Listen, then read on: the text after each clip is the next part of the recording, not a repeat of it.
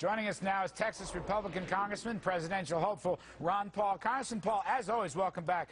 You know, this gold rush continues to explode, and I know from a bunch of reports you yourself have been a long-time investor in gold. Why is this happening right now? What's your take? Why the gold rush? Well, I never think about the price of gold. I always think about the value of the dollar. Traditionally, for thousands of years, the currencies have been measured by gold, the value of gold to the currency.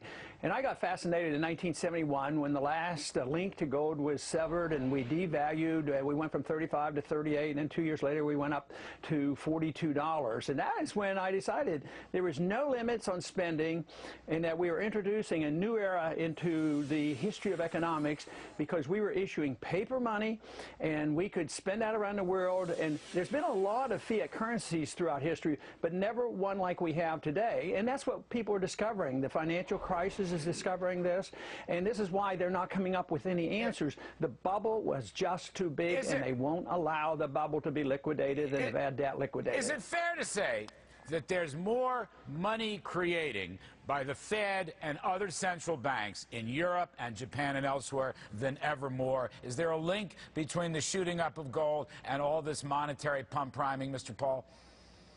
Absolutely related, because they're debasing the currency. They want to do this to liquidate the debt. They know we can't work our way out of it because the debt has reached a limit where you can't work your way out of it. So the debt has to be liquidated, but you know that we will never not send the checks out and pay for the Treasury bills and take care of our foreign investors into our Treasury bills and our bonds. So they have to liquidate the debt by devaluing the currency. So if you can get a 50% inflation rate over a period of time, you've gotten rid of $7 trillion worth of debt. They're purposely doing this, and I've gotten Bernanke almost virtually admitting this, you know, and they know what they're doing, but they think it's necessary, even if it hurts the savers, the people who have CDs, and they don't make anything. Debasing the currency is the only tool they have, and they're pursuing it right now with a vengeance. Can I just shift gears slightly, although it's a related issue? Speaking of money growth and speaking of spending, look, FEMA. Can we just talk FEMA for a second? You've got this Hurricane Irene.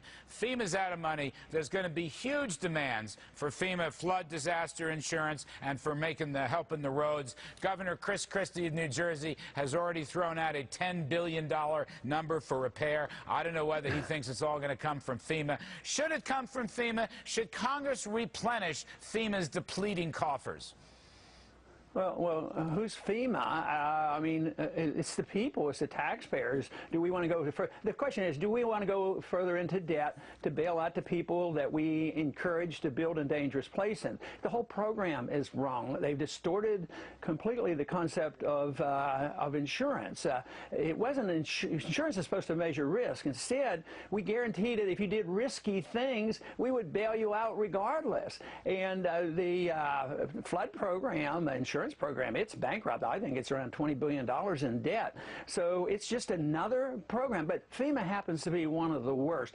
There's no other program or bureaucracy that I had to deal with in Congress that I got more complaints for than FEMA. People really don't like it. And I've never supported this, and I live on a coastal district. I've gone through these hurricanes.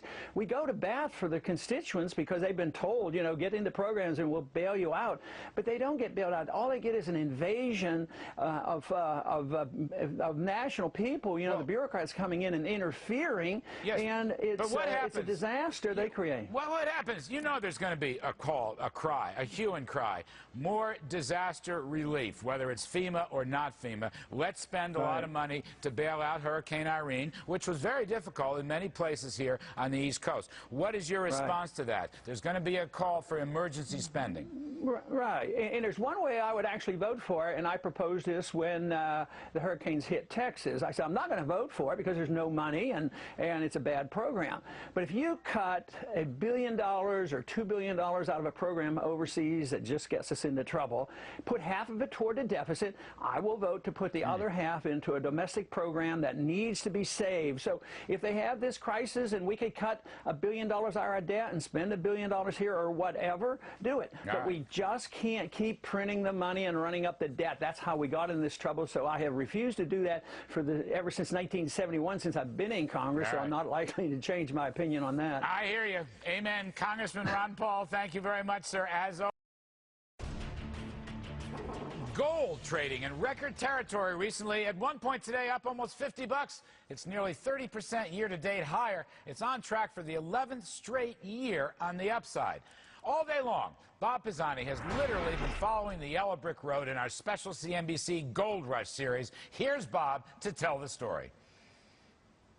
Hi, Larry. You know, all the gold ever mined would fit into just about 2 Olympic-sized swimming pools. And gold is more in demand than it's ever been before, even with prices at record highs. And the miners have to go to greater and greater depths just to get at it. Johannesburg, South Africa. A city literally built on gold in a region that's produced half of all the gold ever mined. And this is Mponeng, 40 miles west of town, run by Anglo Gold Ashanti, the deepest gold mine in the world.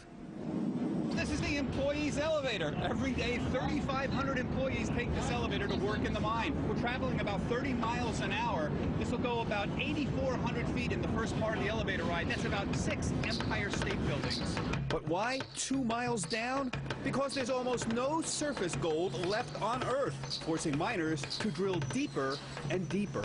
So this is it, the deepest part of the deepest mine in the world. We're 12,600 feet below the surface. That's about 2.2 miles. The biggest problem with mining down this far, there's 2 of them. The first is just the heat. It's almost 100 degrees Fahrenheit here with almost 100% humidity. Without the cooling system, it would go to north of 150 degrees in minutes. The other problem is seismic activity. This far down, even small amounts of seismic activity can produce disturbances in this rock and in the support structure. Gold from this rock transported to the surface and smelted on site into a bar of about 90% purity, destined for the Rand refinery.